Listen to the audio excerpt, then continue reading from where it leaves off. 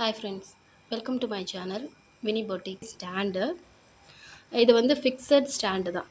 நீங்கள் உட்காந்து போடுறதுக்கு ஆரி ஸ்டாண்ட் இல்லாமல் நிறைய பேர் யூஸ் பண்ணுவாங்க. பட் இது வந்து ஃபிக்ஸடு. உங்களால் இந்த கம்பி எல்லாமே ஃபிக்ஸ் பண்ணி தான் இருக்கும். நீங்கள் ரிமூவ் பண்ண முடியாது. இது ஃபிக்ஸட் ஸ்டாண்டு. இதோட ரேட் வந்து உங்களுக்கு 1000 rupees வரும்.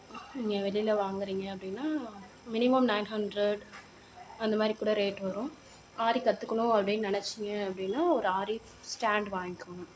ஃப்ரேமில் மட்டும் நீங்கள் போட்டுட்ருக்கீங்க அப்படின்னா உங்களுக்கு கொஞ்சம் நெக் பெயின் வர்றதுக்கு நிறைய சான்சஸ் உண்டு. ஆரி ஸ்டாண்டு அப்படி இந்த ஸ்டாண்டு நீங்கள் வாங்கலை அப்படின்னா உங்களுக்கு வந்து ரிமூவ் பண்ணுற மாதிரியும் ஸ்டாண்டு உண்டு. ஆரி ஸ்டாண்ட் பார்த்தீங்க அப்படின்னா உங்களுக்கு ரிமூவபிளாக தான் இருக்கும். ரிமூவ் பண்ணி நீங்கள் வச்சுக்கிற மாதிரி அதுக்கு வந்து ஸ்டாண்ட் இருக்கும், ஹோல் இருக்கும். இந்த ஹோலில் இது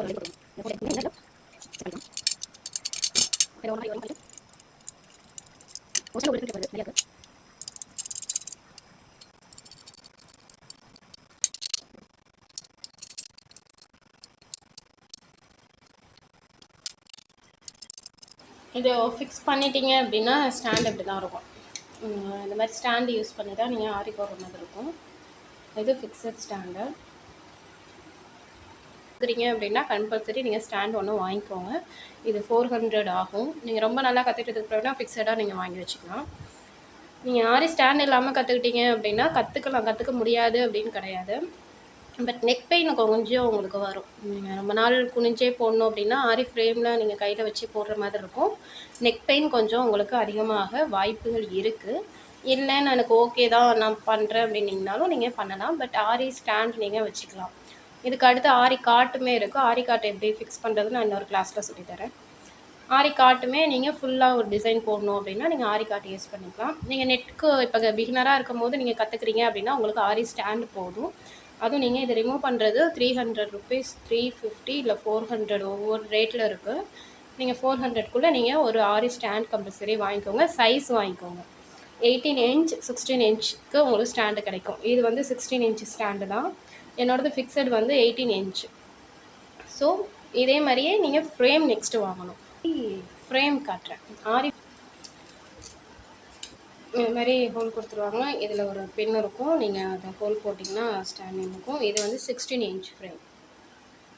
இது வந்து 16 inchல நீங்கள் ப்ளவுஸ் போடுறீங்க அப்படின்னா கை மட்டும் போடுறீங்கனாலும் போட்டுக்கலாம். நெக்கே சின்ன சைஸ் நெக்கு அப்படின்னாக்கா பட்பாடு செட்டு அந்த மாதிரிலாம் போடுறாங்க அப்படின்னா நீங்கள் ஃப்ரேமில் கிளாத் பண்ணி நீங்கள் யூஸ் பண்ணலாம். இது வந்து 16 inch.